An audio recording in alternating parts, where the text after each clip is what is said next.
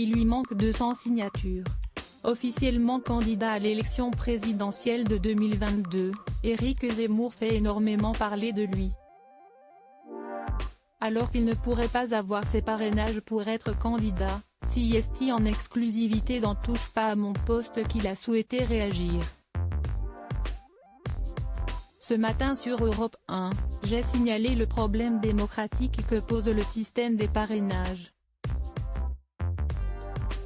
Comme vous le savez, pour être candidat à l'élection présidentielle, la loi impose de recueillir 500 signatures d'élus, a-t-il déclaré avant de préciser, ce sont des députés, des sénateurs, des députés européens, des conseillers départementaux, des conseillers régionaux.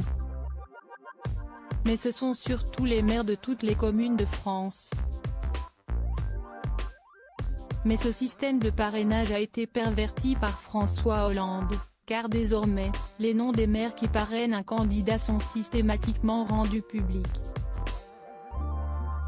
En colère, Éric Zemmour a expliqué, la conséquence est simple, de nombreux élus subissent des pressions. Ils ont peur, par exemple, que la région leur retire des aides pour leur commune. Tenez, ce matin encore, un sénateur LR a envoyé un courrier de menace au maire de son département.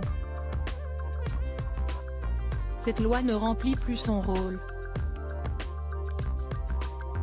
Elle ne sert plus qu'à museler les candidats qui ne sont pas issus du sérail politique.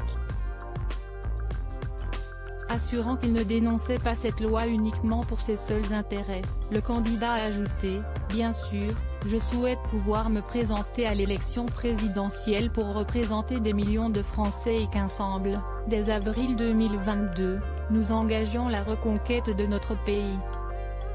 Mais je considère aussi qu'il n'est pas normal que Marine Le Pen ou bien Jean-Luc Mélenchon aient des difficultés à obtenir leur parrainage. CST un déni de démocratie et une violation du principe d'égalité des candidats.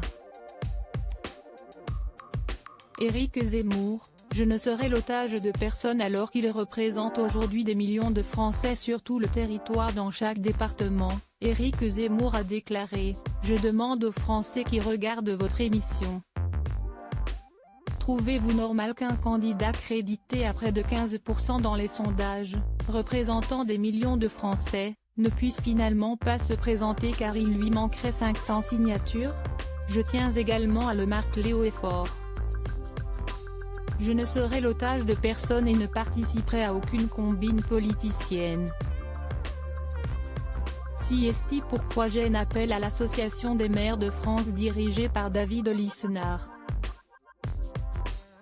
Pour conclure, le candidat a ajouté, Monsieur Lisnard, vous devez vous saisir de ce dossier et créer un recueil de signatures qui sera alloué aux candidats crédités d'au moins 5% des voix dans les derniers sondages. Vous permettrez ainsi à chaque Français d'être représenté dans cette élection présidentielle. En attendant, j'appelle dès maintenant les maires de France à parrainer ma candidature et à ne pas laisser des millions de Français se faire voler l'élection présidentielle. Lodi Widget.